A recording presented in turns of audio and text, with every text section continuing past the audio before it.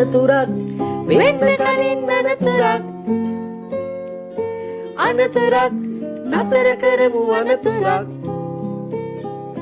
හදිසියේ වෙන්න තියෙන අනතුරක්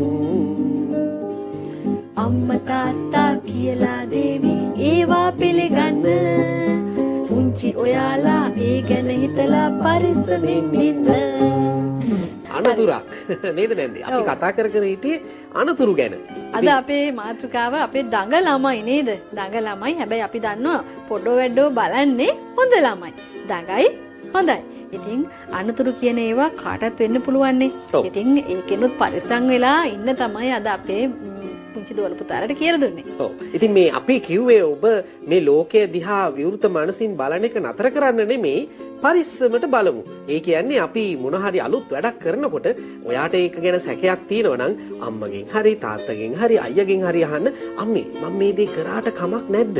එතකොට මොන හරි පුංචි හරි අනතුරක් වෙන්න තියෙනවා නම් ඒක මග හැරිලා යනවා.